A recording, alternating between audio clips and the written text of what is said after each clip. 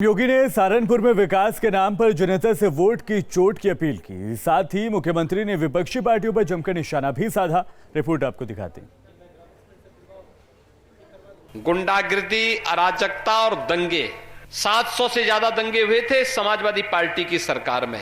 सहारनपुर में दूसरे चरण में यानी कि 14 फरवरी को मतदान होने हैं और पहले चरण का जिस दिन चुनाव चल रहा था उस वक्त मुख्यमंत्री योगी आदित्यनाथ सहारनपुर में मौजूद थे। मुख्यमंत्री ने दंगों का जिक्र करके विपक्ष पर बड़ा हमला बोला। मुख्यमंत्री ने दंगों की श्रृंखला याद दिलाई और बताया कि पिछली सरकारों में किस तरह से कानून व्यवस्था को धता साबित करके दंगों में जनता को झोंका जाता था। मुख्यमंत्री ने इस मुद्दे को लेकर विपक्ष पर खूब हमला बोला। भाइयों बहनों, फर्क साफ है। जो सरकार 12 से 17 तक थी और जिसमें अपनी सरकार में जिन्होंने केवल प्रदेश को 2 काम किए, गुंडागिर्दी, अराजकता और दंगे, 700 से ज्यादा दंगे हुए थे समाजवादी पार्टी की सरकार में। एक लखनऊ में दंगा करवाता था, दूसरा लड़का दिल्ली से तमाशा देखता था। गुंडे इस कदर हावी थे कि बेटी स्कूल नहीं जा पाती थी, किसान अपने खेत में खेती करने नहीं जा सकता था, महिलाएं बाजार नहीं जा पाती थी और जो व्यापारी घर से निकलता था वह सोचता था कि घर शाम को वापस आ पाऊंगा कि नहीं आ पाऊंगा। सहारनपुर में सीएम योगी के निशाने पर सिर्फ समाजवादी पार्टी थी। योगी ने कहा कि पिछली सरकार अपराधियों और माफियाओं को संरक्षण देती थी, जो इस सरकार में यूपी से पलायन कर रहे हैं।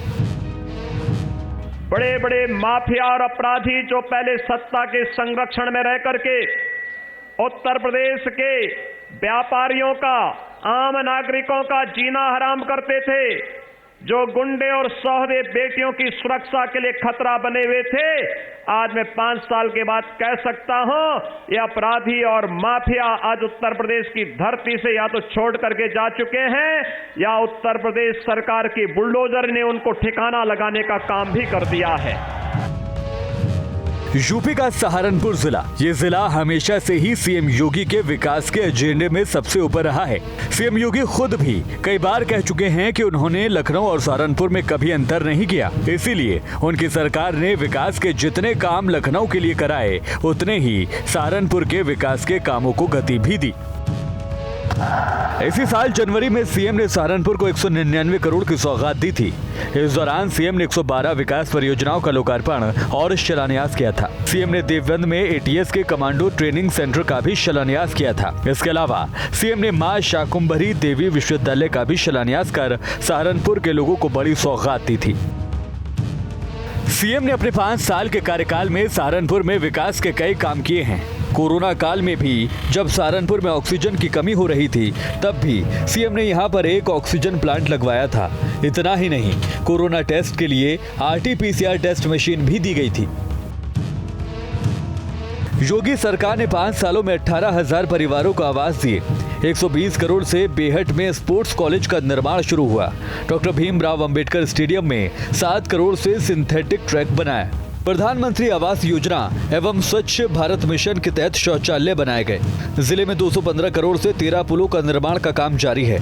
इसके अलावा 18 करोड़ 40 लाख से 7 पेयजल परियोजना पर काम हो रहा है। प्रदेश के चुनाव में दूसरे चरण के लिहाज से सहारनपुर सबसे अहम जिलों में से एक है और मुख्यमंत्री योगी आदित्यनाथ जब पहले चरण का चुनाव चल रहा था उस वक्त सहारनपुर में मौजूद थे।